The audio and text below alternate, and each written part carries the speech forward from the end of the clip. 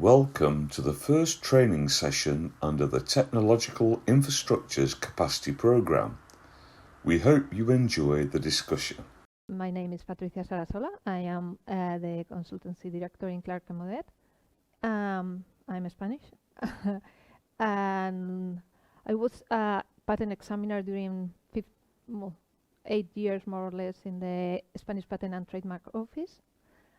And then I start all my professional career in the other side. This is not in the public part, but in the private one. I help now the clients to protect their innovations. And well, I have another perspective, not only the public one or the official one. I have also this perspective of the customers and the interest of the industry. And I think it's a global vision that I have during all my whole professional experience. And I'm going to try to share this with you this morning, okay? So we will start with this part that is more like a global vision about the innovation and the importance of IP during an innovation cycle, all the innovation cycle. So we can start. Sharing with you what's the difference between the invention and the innovation. I think that we need to clarify this because sometimes this is a very confused terms that are confused. And what's the difference? Well, we have different kinds of innovation. We can have innovation in the product or an organizational innovation or process innovative or marketing one. But the difference between invention and innovation, I think it's really easy. We only have to think that innovation or invention, is the creation of something.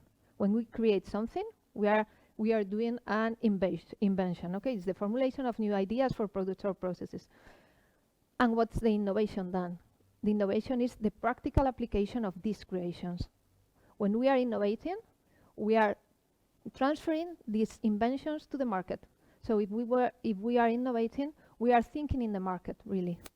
We are thinking in how to get this return of investment, or and we are trying to solve a problem that the industry has, or the market, or the society has. Okay, so this is the real difference between both concepts. And this is the big question: how can I make a difference in innovation process? Well, we are living now in a very, very demanding world.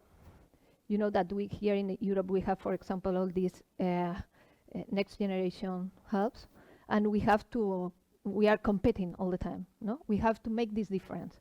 Why my innovation process is better than the other one? Why I need, or I can have this help, this monetary help, and no the other one? Well, this is very important. Here, the intellectual property is very, very important in all this process, okay? Because we can make a difference through the intellectual property. Because intellectual property helps us to protect the competitiveness of the innovative product, okay? And has a very strategic role because we can mark a big difference if we have. Imagine that we have a process or a new product, and we have this, we know, because we have used the intellectual property, and we know that this is a new one, that we don't have another competitor that is doing the same. Okay, if we protect this, we can think in a patent, for example. We have the demonstration that we are really innovative, okay? And our innovation, our invention is better than the other one.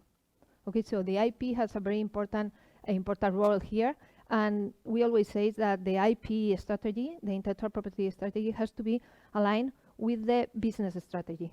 Okay, we have a very different kinds of strategies that we can apply in the same innovation process, but we can use some of them, but we have to know what's the business strategy. Perhaps I don't want to sell my product out of the European Union, imagine. So I have to protect my innovation in one way. But what happens if I want to sell it in the worldwide? in Japan, imagine. I need to apply another strategy. So we need to be very conscious about the business strategy that we have, that we need from the beginning of the creation. We need to know this.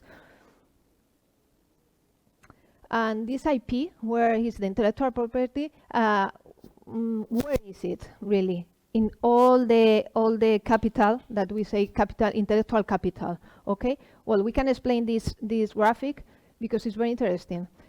Capital intellectual is all the intangible assets plus the all the people. Okay, that we have, the human capital, human resources. Within the capital intellectual, we have the intangible assets. Intangible assets includes licenses, know-how, processes, customer or market information, a lot of things.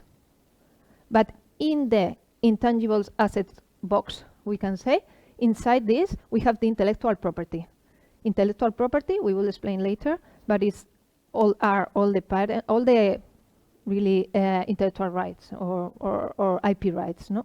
Patents, brands, drawings, designs, copyrights, trade secret, all these things are the intellectual property that we call intellectual property. Okay, so this is more or less the distribution between the capital intellectual that an organization has and the intellectual property. There are different levels of this capital intellectual. And the most value one, really, is the intellectual property. In the companies nowadays, we have more or less the intangible assets are the 80% of the value of a company. Some years ago, perhaps in the 60s, the value of the tangible assets was more or less the 70% of a company. In these days, it's exactly the contrary. We have the 70 or 80% of the value of the company are the intangible assets. And the tangible ones, so the factories or these things are more or less the 20%. So in the last years, in the last 30 years, more or less, it has changed completely. So we have to be very careful with this this box that is the intellectual property, because it has a very high value for us, for our organizations. So now we can explain all the stage of a R&D project, and we can see how is the IP in in each of these stages. How can we use the IP in each of the stages of a R&D project? If we see, I want you to understand how is the relation, okay, between the behavior of a technological innovation processes, okay? The importance of IP grows exponentially, as you can see there, okay? Grows exponentially with innovation. If we have more innovation, we have more IP, but much more IP. It's not linear, okay? It grows exponentially. So we say that the accelerated growing technological innovation presents opportunities to leverage the creation, protection, and exploitation of intangible assets. And this brings the value and profitability to innovative organizations and presents new opportunities in services and solutions. That's what I was saying before, no? That we have this value, and this value is accelerated thank you to the IP, okay? Thanks to the IP. And we have to have these three boxes in a line. So we have the business strategy of the organization, and we need to align the innovation strategy, and with the innovation strategy, we need to align the IP strategy, the intellectual property strategy. This is necessary to get a really value of this, of all our R&D process. Well, and now we have here the different phases or stages of an R&D process. We can separate this in different stages. The first one is the creation, really, is the R&D plus innovation part of the first part, is the part of the creation of our idea or our project. Then we have the second one, that is the development of the process. It can be perhaps 1 year, 2, or whatever. It can be a very long period of time.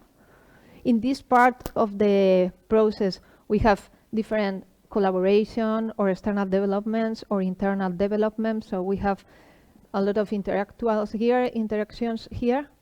And then we have, after the development, we have the result of this project, the result that is the innovation, the practical application of this creation that we had. During all this period of time, all this process, we have to keep the confidentiality. We have to be very careful with this. We have to keep the confidentiality, and we can use the trade secret. We can talk about it later, but you can think about it now. When we have this process finished, we have generated different IP assets, okay? And we have to take into account, we have to be very conscious about the protection of this, all the results that we have, and the strategy that we are going to implement. So in this part of the protection, we can use different types of IP rights. We will talk later. I'm not going to go in deep now. And then we can do an inventory of all the intangible assets that we have created during this process. And when we have this inventory, that is the result of my research, of my all my project, we can do this part of exploitation in the market. Okay, we have the products. We shouldn't stop here, because we need all this part that is the monetization of our research. If we stop here, well, we have a basic research, but we don't transfer it into the industry.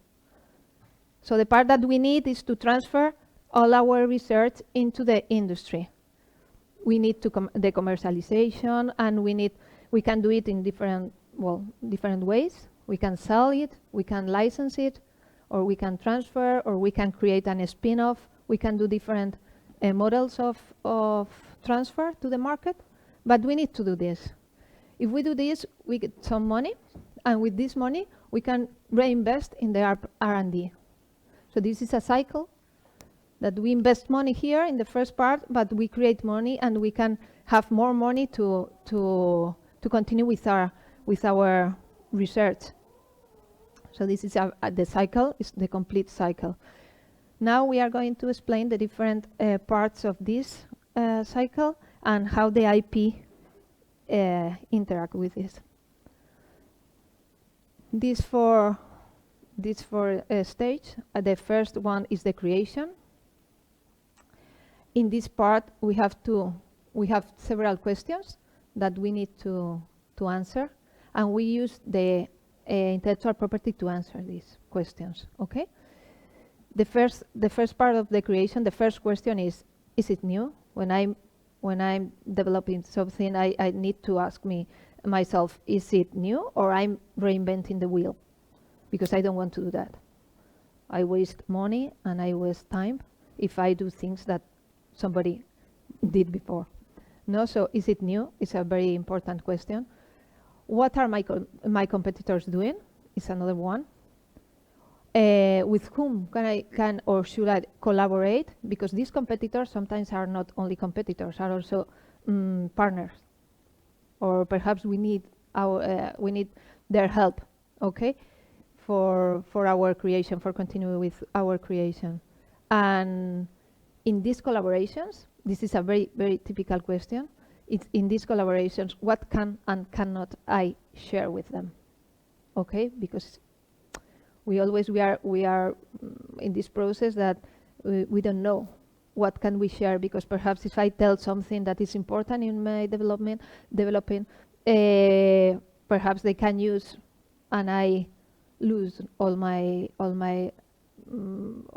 knowledge. So these are the questions in this first moment of the innovation cycle that we have to answer, and the IP can give us all these answers.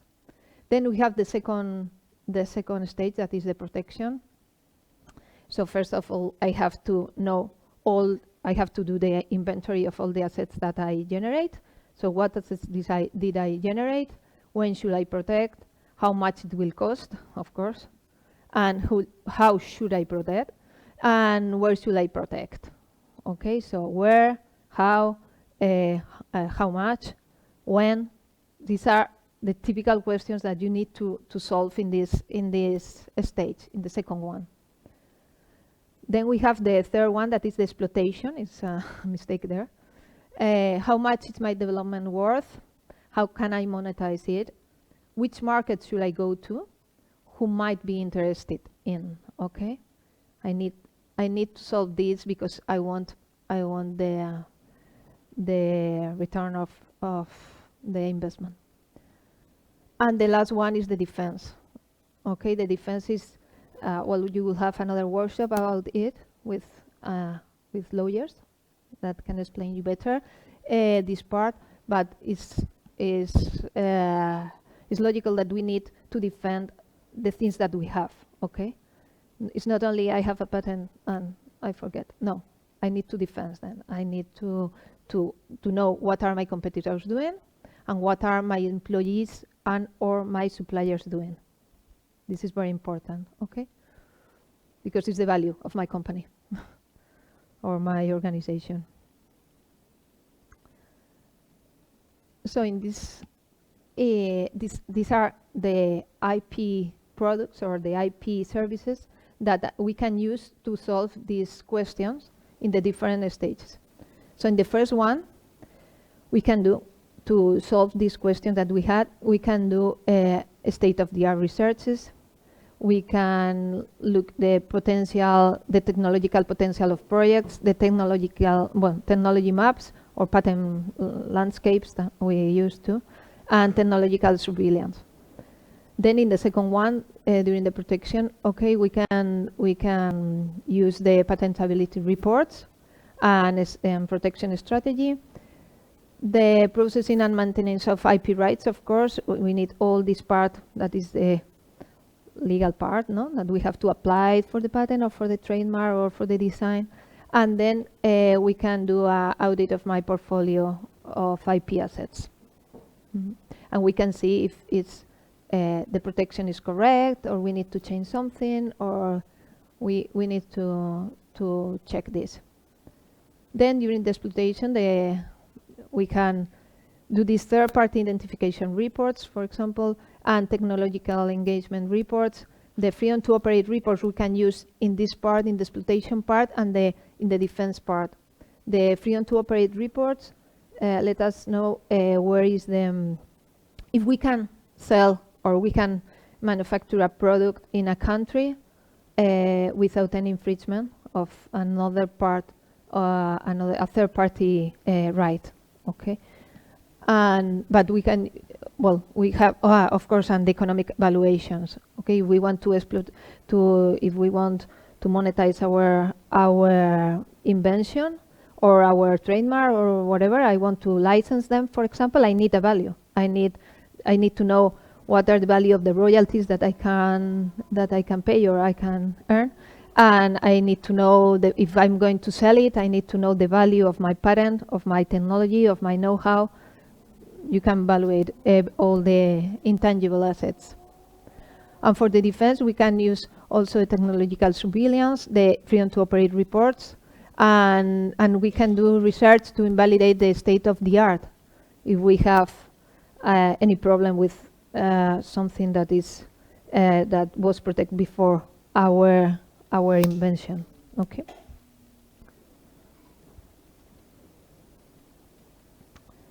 Well, if we start in the, now we are going to go in the first of this stage, that was the creation, and then we will go into the protection phase of the intellectual property. How to begin? These are the questions in this part of the stage. We were talking about this before. Is my invention new? Does the solution already exist? Who are my competitors and partners? Can I use the technology, or do I infringe the rights of others? And what are the main technological trends in this area? Imagine that you have a new idea and you are going to invest some money in this new line of investigation. Then you need to know if you are going to do something really important, really new, something that is going to be easy to transfer into the market, into the industry, or it isn't. If we start an investigation and we don't do any research before, we can be wasting money and time in something that is not going to have any results, because you can then, after 2 years of investigation, perhaps you can see that somebody did it before. So how can we do this? How can we have this knowledge about my invention? Okay, we can do it with some intelligent reports that we can explain now. I can explain you how to do it, but we need to understand, okay, why we must know this technology, the state of the technology all around us, in all the world. No? It's very important to know the trends of our technology. How are the trends? What the competitors? What are the competitors doing? In which lines are they investigating? And we know and what are the latest publications? No, because it can give us this view about what's happening in this moment in this technology. If we don't do this kind of research, perhaps we are doing things that have no value. Because what happens when we do that? We have the figures, and we know that in Europe, the consequences of redundant studies show that 60,000 million euros are lost every year. So it's too much. And we can solve this. It's only to investigate a little bit in this first moment, in the moment of the creation. Okay, we can start doing this kind of investigation, and we can see, no, I'm not going to continue with this because it's redundant, because we are reinventing the wheel.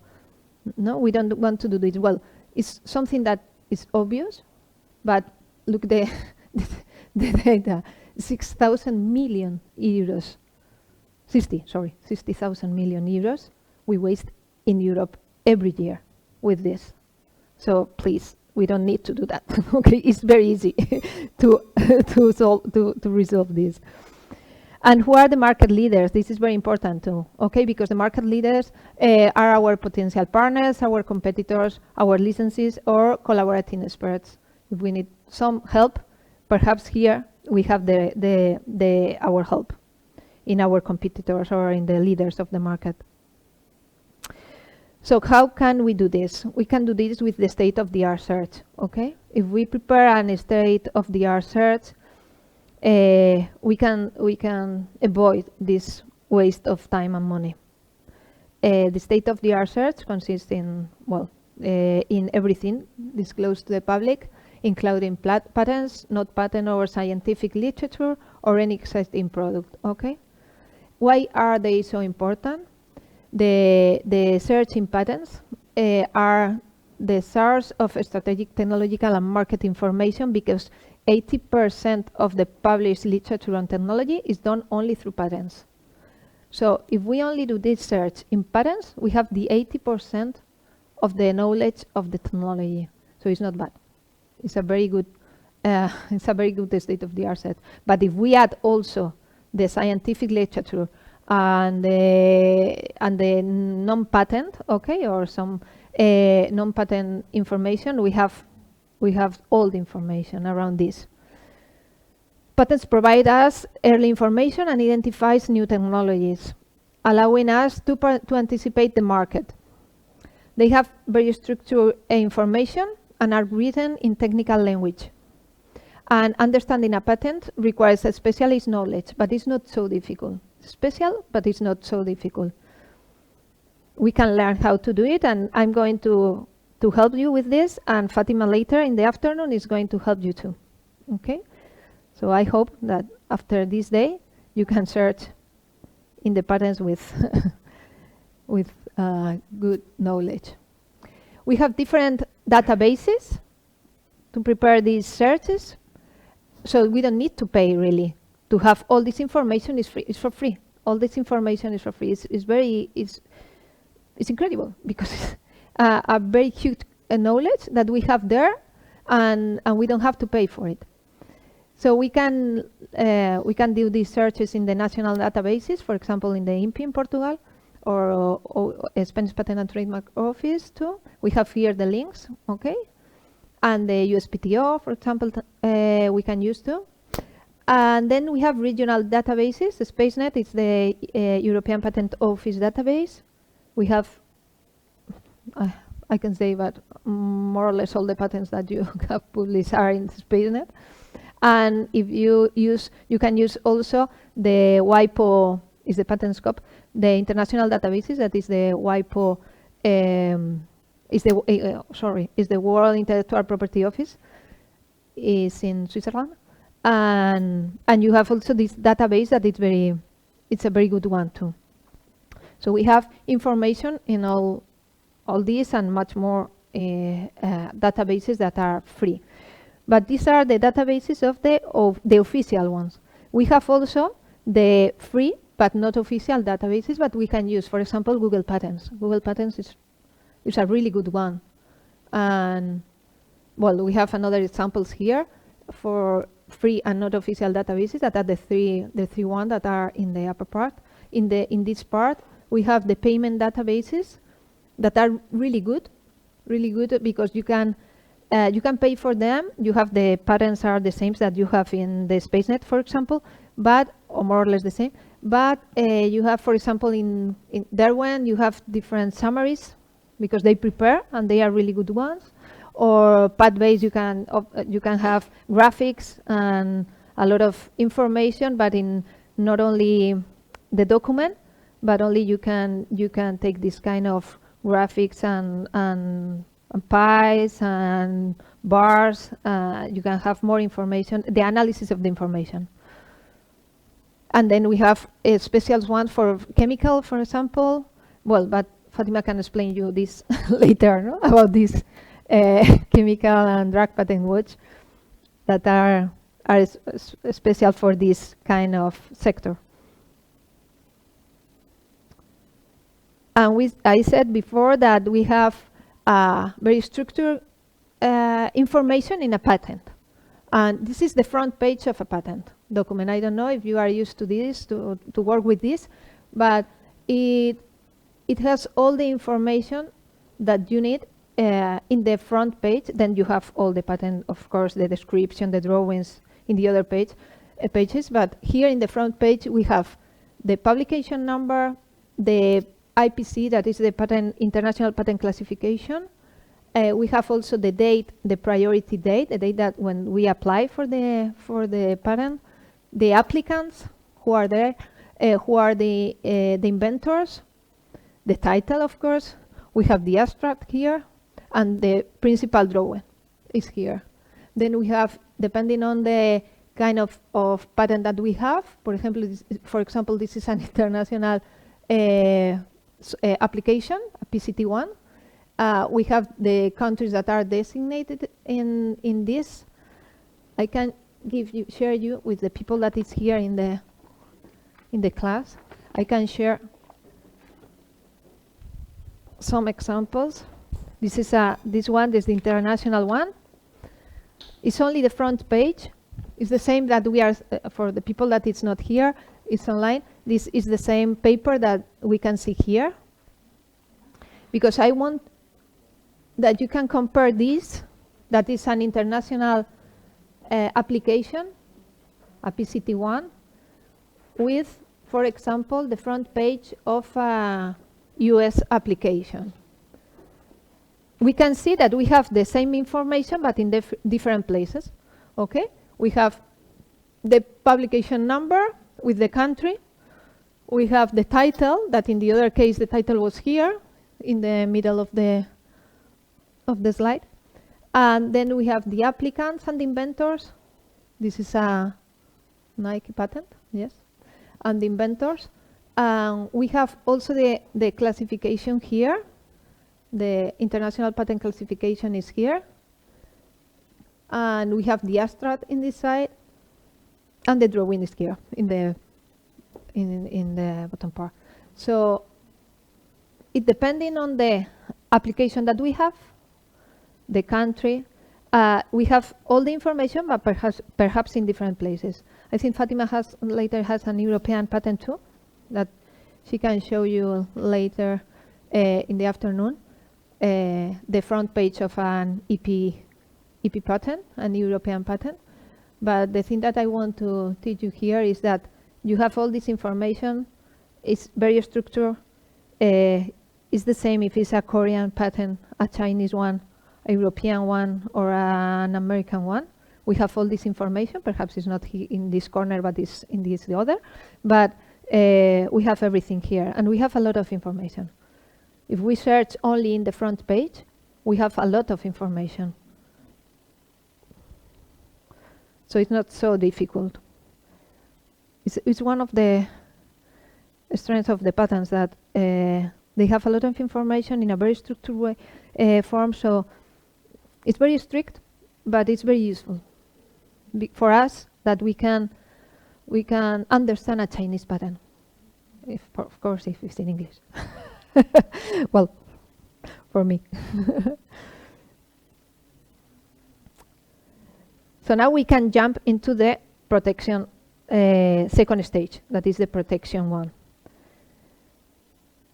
Imagine that we have finished this creation part, that we have defined, we know all the situation of our technology in the world because we did these searches, state-of-the-art search. We have the photo of this technology, and we prepare our project, and we have been developing this project during, imagine, 2 years, okay? During these years, we have created some intangible assets, and we need to protect them, okay? There is a lot of time there and a lot of money there that we need to protect. So we start this second stage, that is the protection. There are some basic ideas with the protection, the IP protection, that we need to understand. Okay, the first one and the most important perhaps is ideas cannot be protected by intellectual property.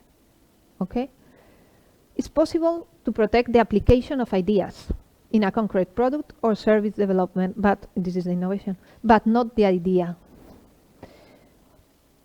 It's a very, well, I can explain you with an example, a very easy one.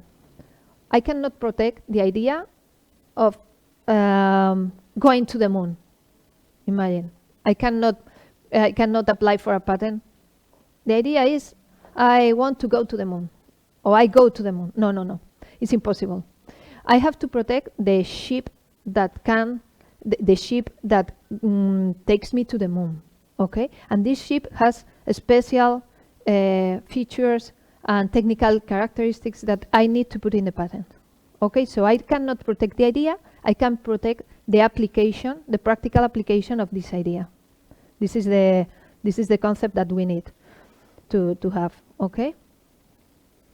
So the concrete products or services, not the idea in general. Another basic concept that we need there are key concepts in building our IP portfolio, is who is the owner of this invention. It's very important because the IP right is a right, and the right has to need to have an owner, the ownership of this. We need to keep the confidentiality all the time until we know we have, for example, a patent and we are going to, and it's published. During all this time, we need to it's part, okay, to keep this confidential. And then the way of the protection, the strategy of protection that we are going to, that we need, that we want, okay? What kind of protection we are going to use for this, for our invention. So the 3 questions are what to protect, okay? We need to define the technical characteristics, how to protect it, the different modes that I have, and where to protect it, okay? Because we have the principle of territoriality, and we need to define if we want a national or regional protection, or what kind of protection system I'm going to use. To understand the second one, what to protect is our invention, the technical characteristics, of course, but to answer this one, the how to protect it, we have these different protection modes, okay, modalities. I would like to explain you in an easy way, okay, because sometimes this is a little bit complicated because we have a lot of IP rights that we can use. We can combine for the same innovation, and we can have double double protection, for example, with different protection modalities.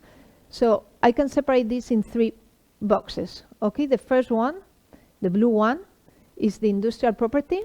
The second one, this red one, is the intellectual property. And we have also the gray one that are the trade secrets. All these things, usually we name all of them intellectual property, IP. Okay? But we have really inside this IP, we have industrial property, intellectual property, and trade secrets. Okay? So industrial property, we have inside the patents or utility models that are like patents, minor patents, okay, but are quite similar. The trademarks, the signs. Then we have the designs, the plant varieties, and the semiconductors. And we always say that software cannot be patent, but it's not completely true, okay? Software with a technical effect can be a patent. So I put this special box for these kind of inventions. Then this is the first box, okay, the industrial property one. Then we have the intellectual property, that is the copyright. We know this. We can protect by intellectual property all the literary works, or the artworks, or science, or software like the code, okay, the lines, okay, the literature of the software. And then we have the trade secrets. The trade secrets, it's, well, I can explain later, but it's another box that we have. It's another kind of protection. And we have, sometimes we have, for example, for the same invention, we have a patent and a trade secret. Because not all the things that I have developed, I put in the patent, I write in the patent. So the part that I'm not putting in the patent could be a trade secret. So I had this double protection that is stronger than only one. So it's very important to take to consider the trade secret as a protection. Sometimes it's the only one that I can use, but sometimes it's complementary. Now we can focus in these 5.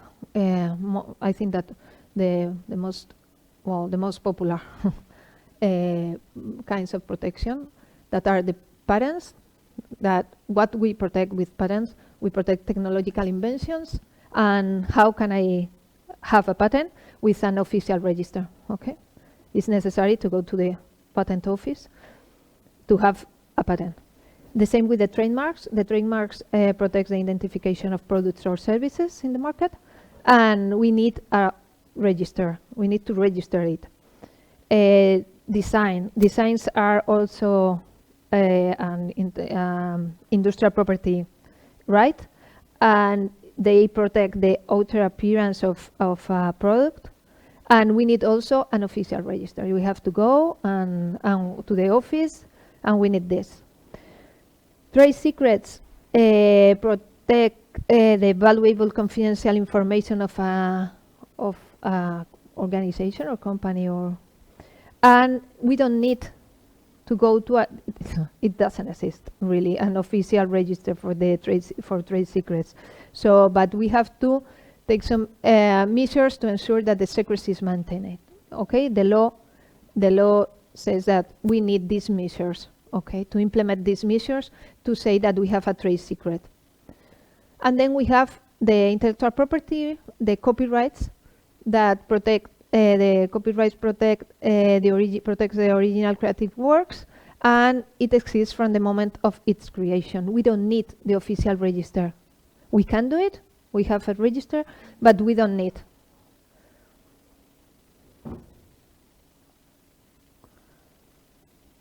Now we can start with the patents. Okay, what are they?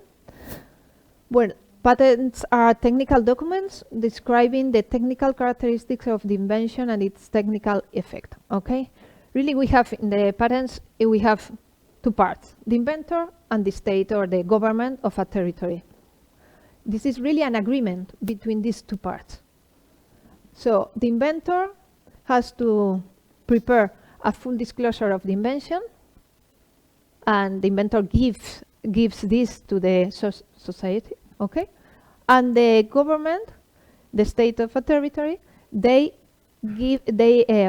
gives the inventor a patent. Patent is a monopoly, really, for 20 years. So you have the exclusive right granted to the inventor in a territory, exclude others from commercially exploiting the invention, and for a limited time, okay? That usually is 20 years. So this is an agreement, really, between two parts. Really, all the industrial property is an agreement. It's the same. A trademark is an agreement also in between these two parts, that you have to do something, the inventor has to do something, or the owner of the trademark has to do something, or pay some taxes or whatever, and the government gives you this right. And what are the legal aspects of protection? Well, if you have a patent, the owner can authorize and prohibit the production, use, and distribution or sale of the equivalent products or processes within the scope defined by the claims. The claims are one part of the patents that are at the end, and all the things that you have in the claims is the part that the owner can have the right, okay? The owner has the right on this part of the patent, that are the claims. But there is some exceptions, okay? It's because you can use a patent if it's for a private use, or for an academic research, or research to prepare the administrative process required for product approval, okay? So this is an exception. And patent right infringement, it means that any of the above, these acts that we have here, you cannot do without the authorization of the owner. And if you have any problem with it, you have to go to the courts, okay? It's not the patent office, it's the court who solves this problem.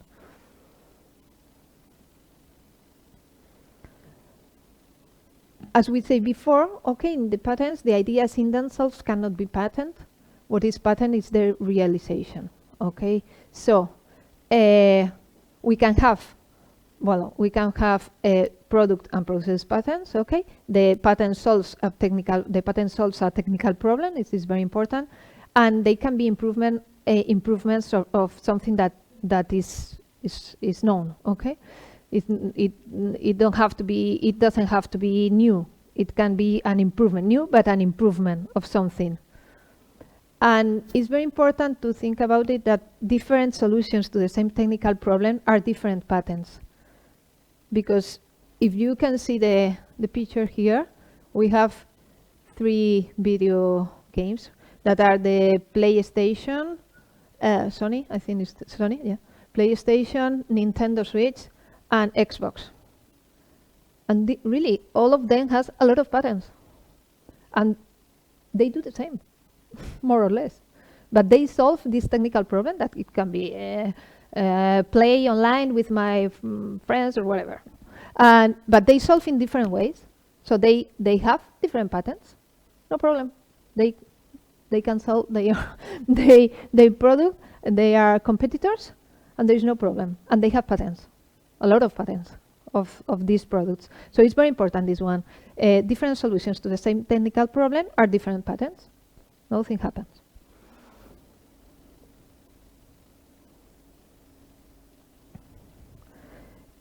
And well, there are some things that cannot be.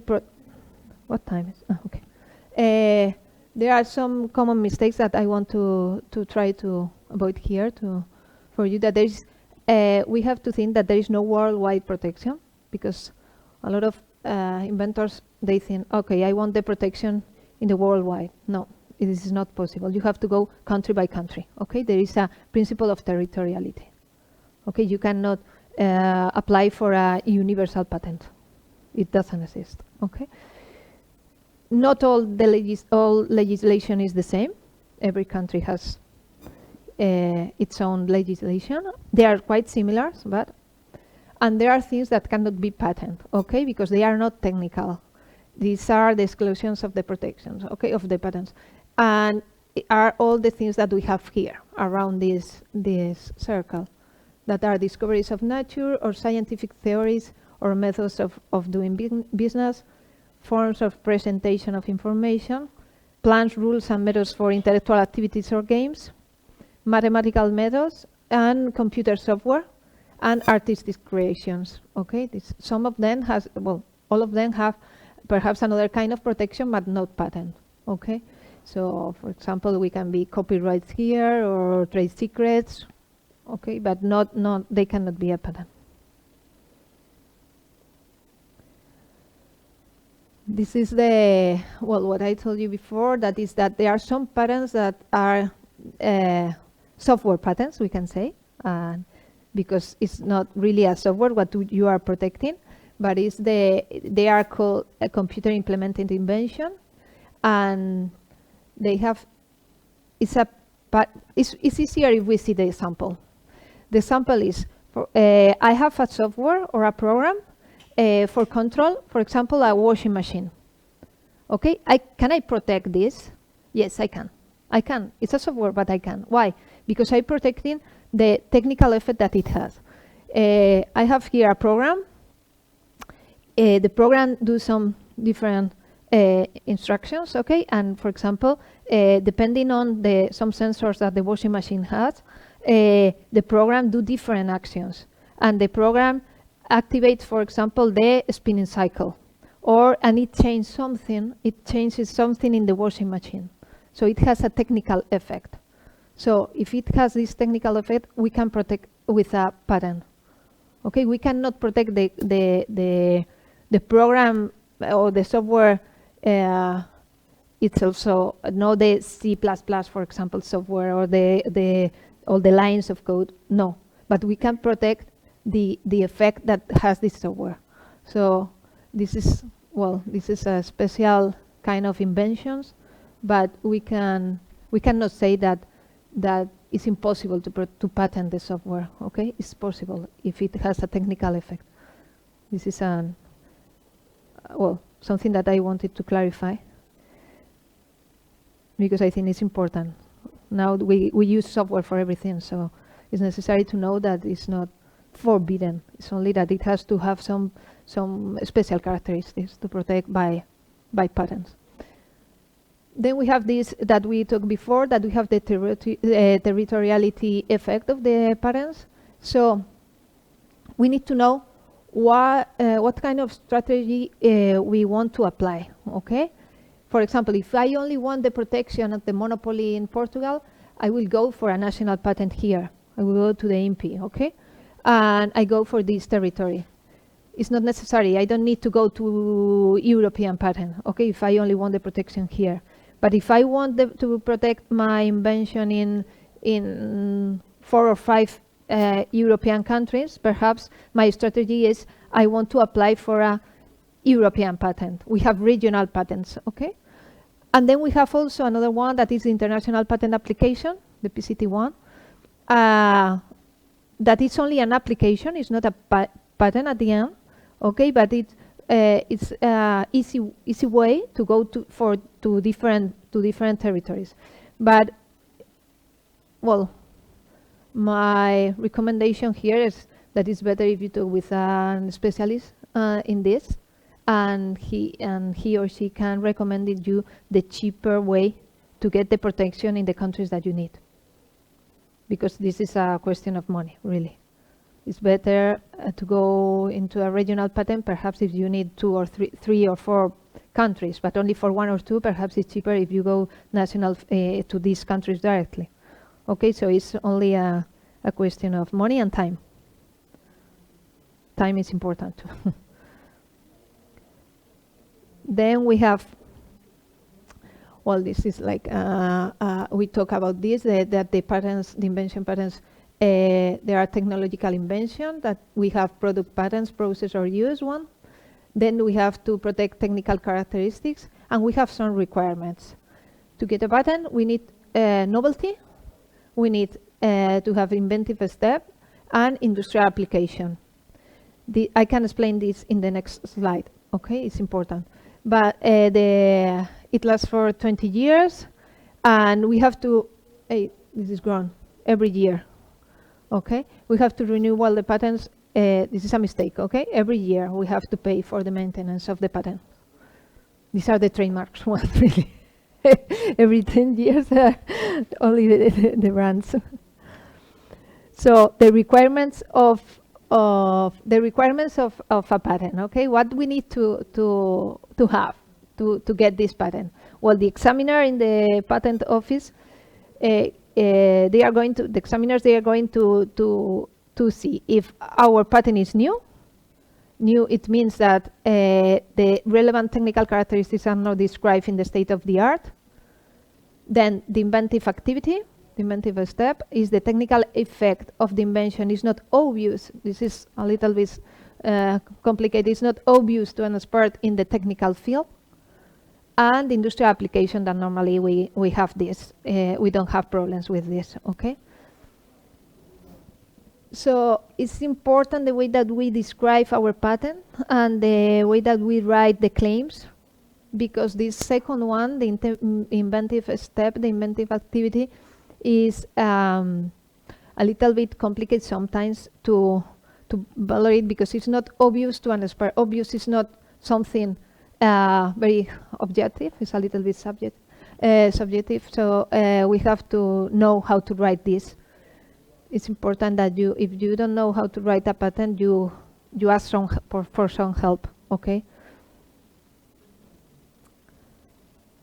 Now we can change. We can go into the trademarks world. Trademarks are easy for us, okay, than patents, because we know what's this, okay? What constitutes a trademark? Well, it's a distinctive sign that allows distinguishing products and services in the market. The protection of a trademark is unlimited. If you remember patents, we have protection with the patents for 20 years. With the trademark, is unlimited. But we have, this is true now, we have to renewal every 10 years. It has a territorial effect, of course. So if we want to have the trademark in US, we need to go to the US Patent and Trademark Office and apply for this there. And if we want here, the same. We have also regional trademarks and protection. We have the European one or the international one, so we can define also the strategy. The same with the patents. There are different types of trademarks. We have denominative ones, that is exclusive rights over the denomination. For example, in our name is Clarke Modet. It's the name, only the letters. Okay. Then we have the mixed one, that is the name plus logo, both things. So a logo with letters. This is a mixed trademark. Then we have the graphic, that is only the logo. Okay. Only the image is what it protects. Then we have three-dimensional trademarks that there are exclusive rights to the form of the product. It's very we use a lot this for packaging, for example. And then they have there are another types of trademarks, like sound, position, movement, or color. I don't know if I press here if it's going to work or not. Can try. No, well, you can imagine what's this, no? It's a Metro-Goldwyn-Mayer sound. Is the trademark of them, okay? And we have the position, for example, another type, that is the 3 lines of Adidas that they always put here in the side of the sneaker. Is another kind of trademark. Or the movement. If you remember this Windows logo, that it goes from one corner to the other, and it's always in movement. This is a trademark of Microsoft. Then the color, the red color of the Coca-Cola. And for example, this other color of these batteries, you know the name of the battery, and you are not reading anything. only because you have these two colors here. No, we all well in Spain this is Duracell. I don't know in yes, and so it's a very good one because you don't need the name. You know which kind of battery is this.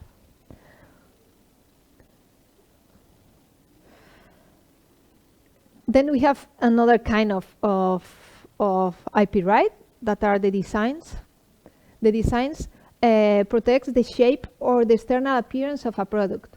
Okay, they so this is important because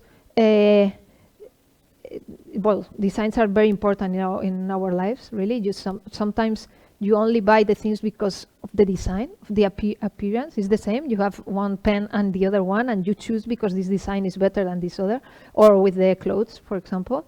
So it's a very important thing in our world now, the designs, and it's important to know that the design only protect the things that are visible. Okay, so if I have this telephone, well, iPhone, Apple has I don't know, but hundreds of designs. They protect all the designs of. If you have a cable, it's protected. The design of the cable. If you have these all these icons, all of them are protected. Okay, it's incredible.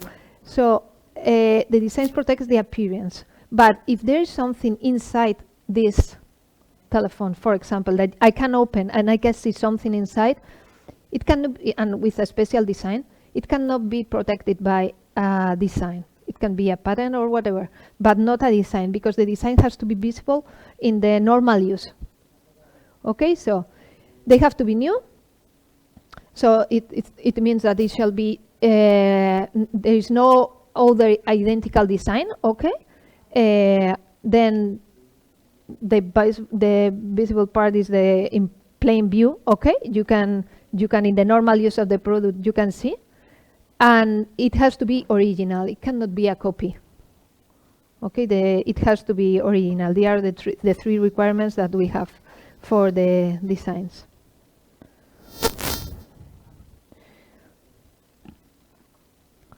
And the third box, if you remember, that we have three boxes: the red one with the blue one with the patents, with the industrial property, sorry, the red one with the intellectual property, and we have here the gray one with the trade secrets. What constitutes a trade secret is information of a company or an organization that is confidential. Well, confidential, it doesn't mean that you cannot share with anybody. You can share, but you can share with people that in some special conditions. Okay, if you share a trade secret, the person who are you sharing with, they have to know, or he or she has to know that they are trading with a trade secret. Okay, they have to know it, and it has to be a business value. Okay, it has to be relevant and competitive advantage for the organization. It has to be identified. It's very important. So the trade secret cannot be in my mind. Okay, it has to be described and documented in material support. I have to write it or whatever. And we have to have measures to ensure that secrecy is maintained. It's an exclusive right and it's unlimited. And we don't have to pay maintenance for this. Okay, we only need to keep these measures that they are legal and technical. For example, legal measures are that I have to sign an NDA, a non-disclosure agreement, with the person that I'm going to share my trade secret, or I have a technical measure could be that I have a password in my computer so nobody can go inside and see the trade secret. I'm keeping the secret, the confidentiality. So we have to implement it different measures. Well, the typical trade secret is the Coca-Cola formula. No, everybody knows that. And for this century, it can be the last century one. But for this century is the Google algorithm. It's a very, very important trade secret. So really, they have a very high value, but we need to keep this this secret with this kind of measures, legal and technical ones. Okay.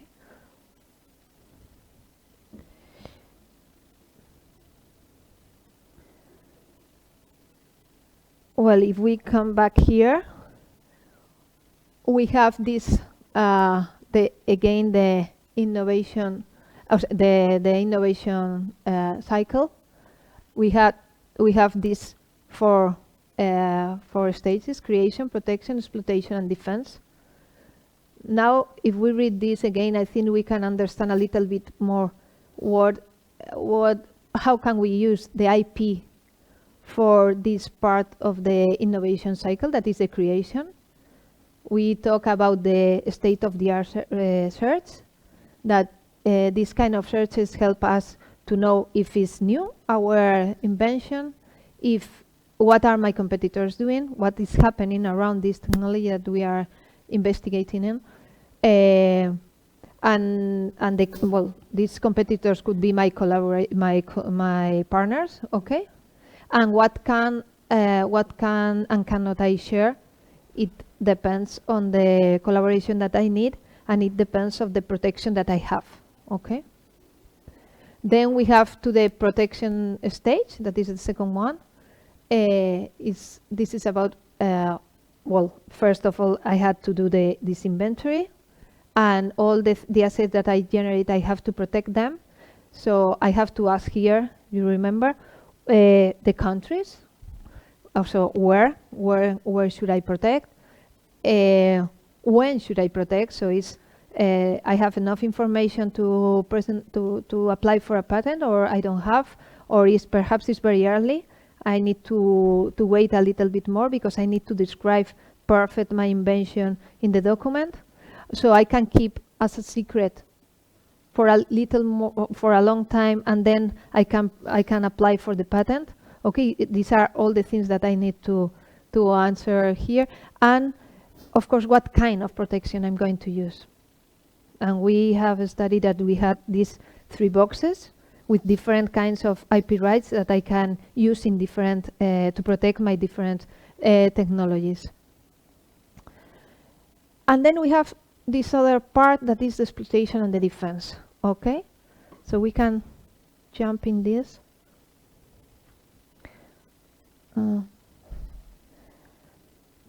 These are the answers that we see. Now we have this part, exploitation. Okay, we see, if we think about some years ago, 20 years ago, and what we did with our innovation traditionally, and with our IP rights, okay, when we have a patent or whatever, we always think in a defensive role. But nowadays it's not like this, okay? Some years ago, patents were designed as a negative right, okay? To place barriers, okay? I have a patent, you cannot do anything around it, okay? Because I have a patent, it's my protection, okay? These days, it's the same. When you have the patent, you have the monopoly, so you have the barrier. It's a really good one. Reason why you have a patent. But really, currently, IP has now become as an instrument of collaboration, okay? IP helps companies safely partner, okay, sharing risk and ensuring that the benefits of the results are shared and monetized. So now, if we have a protection, we have the security that we can share our knowledge with other people, and this is wonderful, okay? Because I have my protection, I have my trade secret, I have my patent. So now I can talk with you. I can talk with you with any risk. So I can share with my competitors all the things that I'm doing because I have this protection, and they can be a partner.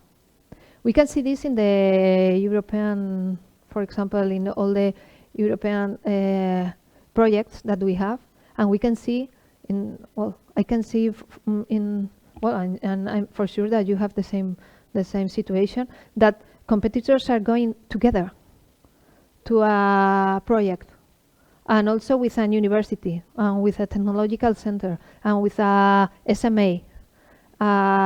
So all of them are working in the same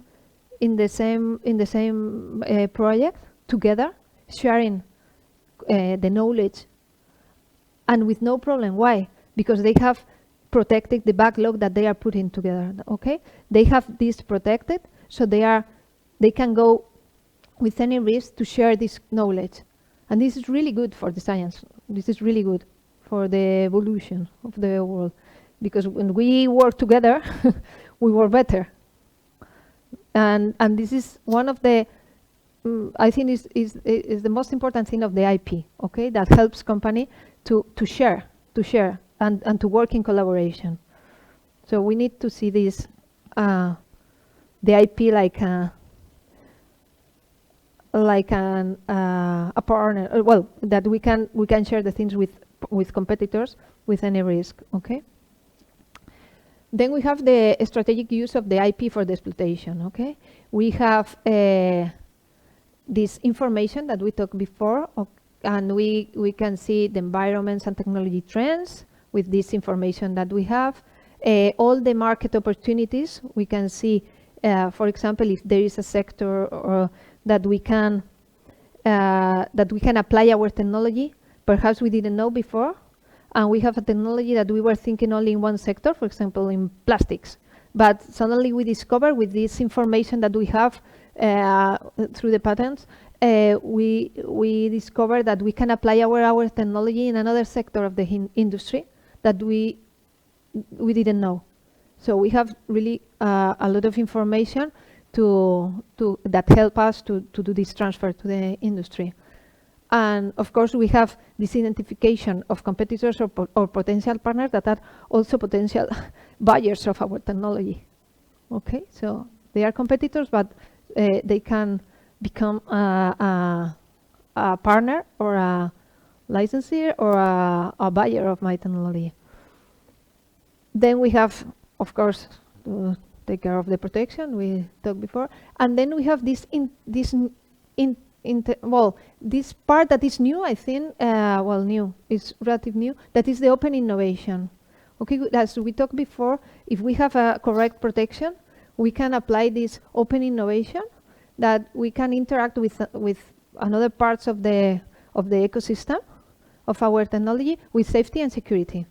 And we have interactions with partners and potential R&D partnerships. We can do collaborative projects with any risk. Okay, so this open innovation is wonderful, and it is one of the most important engines of this was the IP some years before. And for example, for the startups, that they have all the value of a startup is the intellectual property, the knowledge, the know-how that they have. They don't have factories, they don't have buildings, they only have this part of intangible assets, and all its value is there. Then they can do really good things with big companies because they have they protect their innovations, they protect the knowledge, and they can share them with the company. Okay, so it's a really good consequence of the protection of the IP.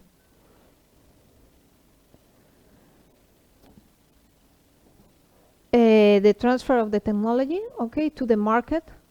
We need to know that 70% of patents do not transfer to the market. This is a terrible thing, okay?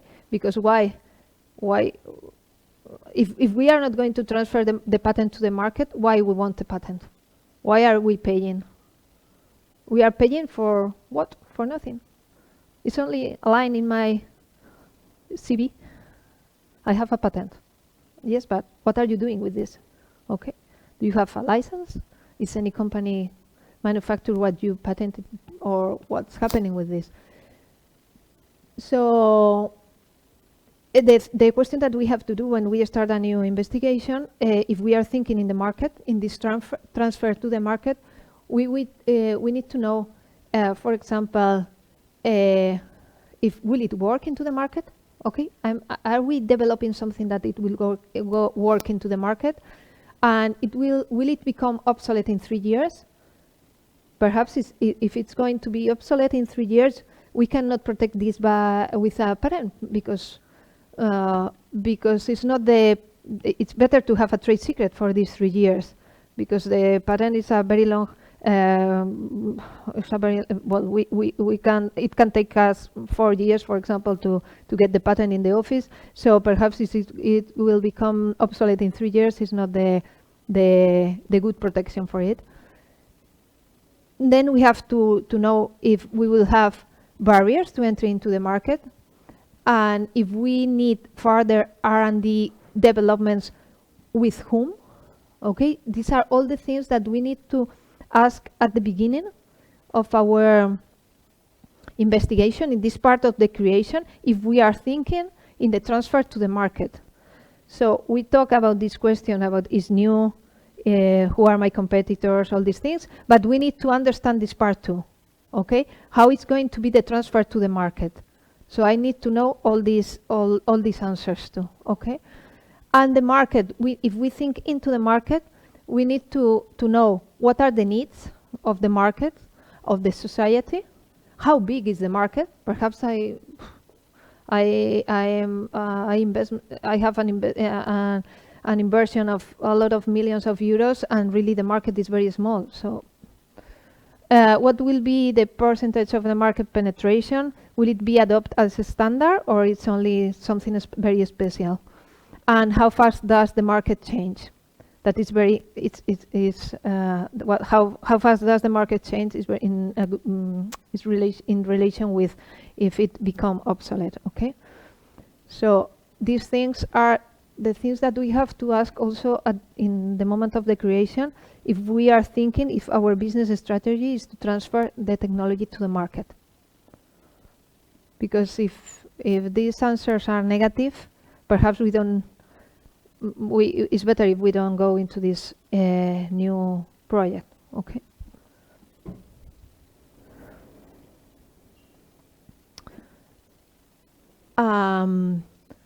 Well, this is also the management and strategy that we have to define. Okay, with the IP exploitation. The IP management has changed with the new open innovation models. I said this before. Because it's no longer defensive, but it's collaborative. So we have to change our minds, okay?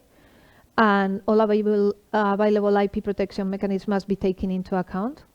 Yes, because as we talked before, perhaps if the product is going to be obsolete in 3 years, it's better to have a trade secret than a patent, for example, if it's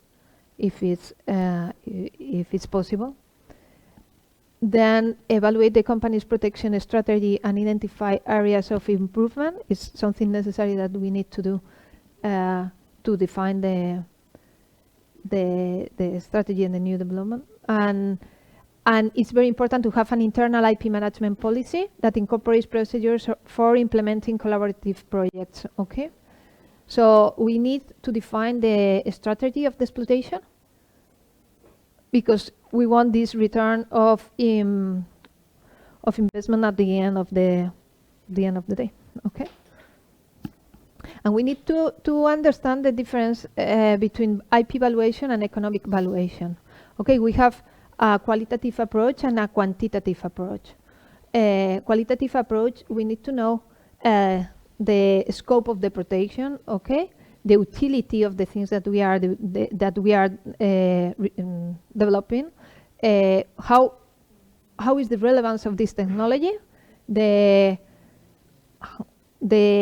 industrial application that it has, the obsolescence, if it's going to be obsolete or not, the protection level that the technology has, okay, and the TRL, that is very maturity, the technology, or it isn't. So we have this qualitative approach that is necessary, and then we need also the quantitative approach. We need the value of the technology, the economic value, okay, the market value. So we need to know if we are going to license the technology. We need perhaps we need a royalty study, okay? And we need to know how much can I earn with this, okay? But if we want to sell the technology, we need to prepare a value evaluation of the technology, and because we need a number. If we are going to negotiate with a third party and we want to sell or to license our technology, we need a value, and we need to start with number in one number, okay? So it's necessary to do this kind of valuations. And we say that the value, we always say that value and price are two distinct concepts, okay? The value depends on the context. Is the value for the buyer? Okay, is the value for the seller? Who evaluates this? And why are you being evaluated? Okay, and where are you being evaluated? And how is it being evaluated? So when you start a negotiation, it's not the value is not the number that you have. It's the value that your technology has for the buyer. Okay, so you need to define a lot of things before you start a disagreement, okay, between the buyer and the seller. And you need to define different things, and you need to have some concepts very clear, okay. And at the end of the day, you have to be flexible. It's not very easy to do this transfer to the technology. It's not very easy to know who is interested in your technology, but you can do it. You can look for these companies that are investigating, or that they are investment money they are putting money in these technologies, and you can talk with them and try to sign an agreement with them and transfer the technology. And economic evaluation is not an exact science, of course. You know that it has to be good for both parts, for the seller and for the buyer, and in the middle, is the balance is in the middle, and you have to get this balance, and you have to get this value that is good for both parts. Okay. Well, I think This is the end of this session of the Capacity Programme for Technological Infrastructures. We thank you for your participation and look forward to seeing you in the next.